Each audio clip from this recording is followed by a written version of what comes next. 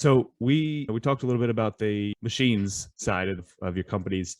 Let's talk a little bit about the centers that you guys have picked up over the years and running some of those because you guys have the unique insight of being operators as well. So tell me a little bit about how you guys acquired some of these and maybe Mhm. some of the things that you guys are doing today to run them that's working. Yeah, over the years, as a manufacturer or as a family, you grow relationships to your customer because Hmm.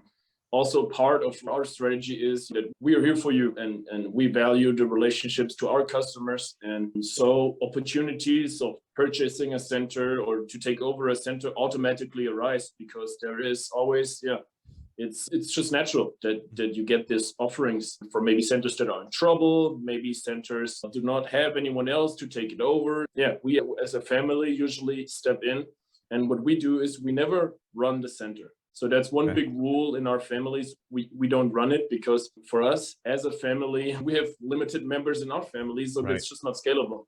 Yeah. Obviously, it's all funk equipment in there, and there are our centers, but we always have someone who runs the center. And I think key to success here is that we only provide the basic framework to those proprietors or to Mhm. those center managers and leave everything else up to them because all of our centers are in really different parts of Germany. So it's not like in one place or here in the south, it's more, Mhm. they're all over the place. Yeah. And sometimes in a really rural area, sometimes in like a metropolitan area or a bigger city. And every center is different and has to be looked at in their own context. And so that's why we leave a lot of freedom to our proprietors to run their business however they want to. So what kind of stuff do you say as far as framework? Is it like a licensing play? Are they all branded under the Funk name, or what do you provide for them, or how do you run them all together as a unit? We provide them the equipment and the investment on the general things that are necessary in the bowling Hmm. center, and they just have to pay a lease for the center.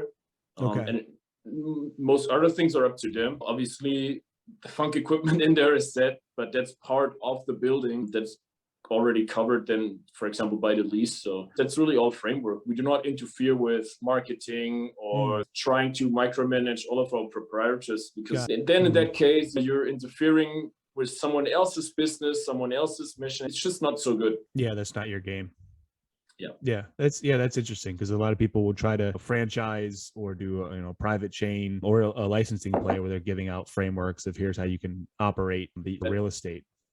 I thought about that, and I think it's a very attractive idea to try and make. We already have 8 centers in Germany, and I Hmm. think creating one set of material and just reproducing it 8 times makes a lot of sense. But then again, Hmm. what is our main business is the manufacturing side. Right. And Exactly. that's a pretty heavy lift. That's more than a full-time job. You need a whole Right. team to do that because if you do it, you have to do it right. So it Hmm. pays off because to return, you have to invest a lot into creating a franchise like this.